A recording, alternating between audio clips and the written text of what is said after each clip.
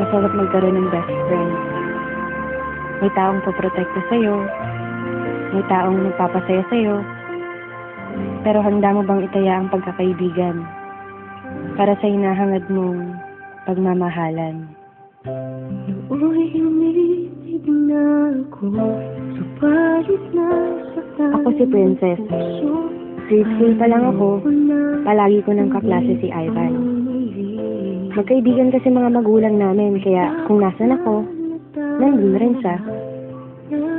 Mapalungkot man o mapasaya, sa kulitan man o problema.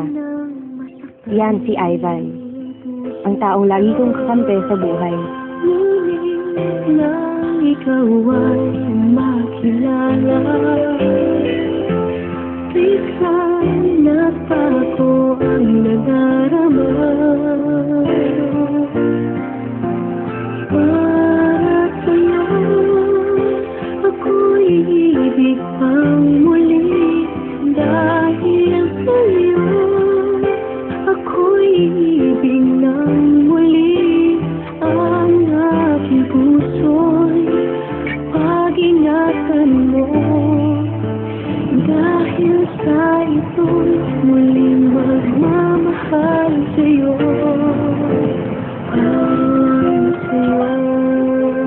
Isang araw,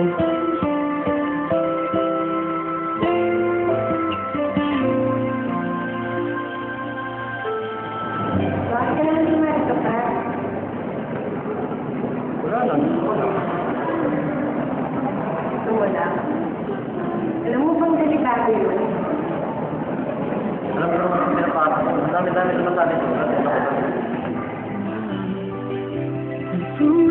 matapos ang araw na yun, At sa'yo lamang nakita ang tunay na pag-ibig laging hinahanap.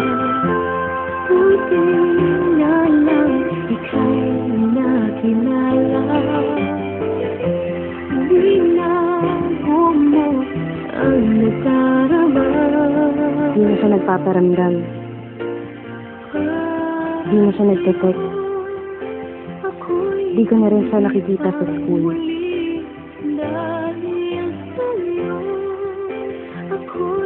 Kamusta na kaya siya?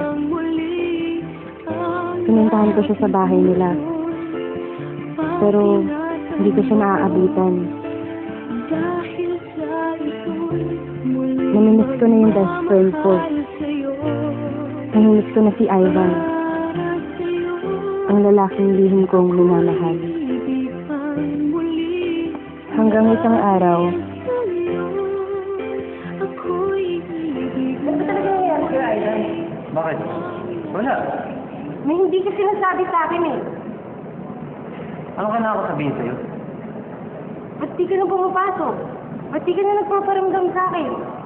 Ba't di ka nagre-reply sa mga text mo, Ivan? Ivan! Ano ba talaga nangyari sa'yo? Ba't ka ba nangyayari sa buhay ko? Ano ba kita?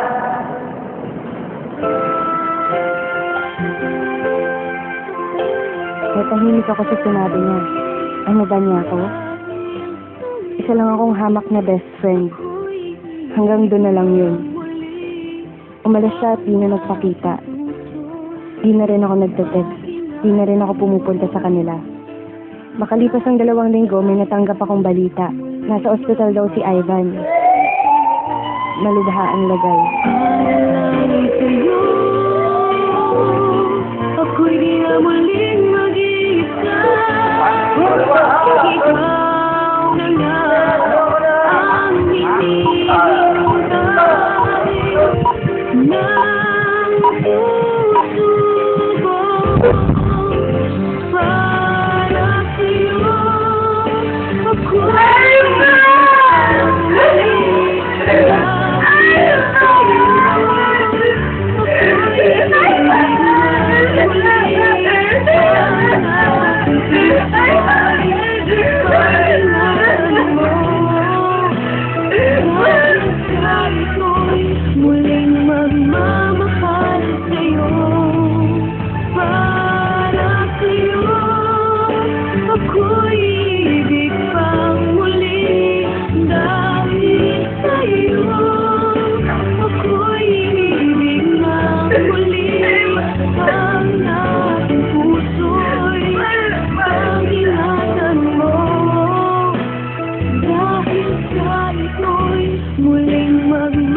ako ng cellphone ni Ivan. Pare, huwag niyong papakilaban ng best friend ko. Ginawa ko naman sinabi niyo, di ba? Nalayan ko na siya. Basta huwag niyo lang gagalawin si Princess. Mahal na mahal ko yun.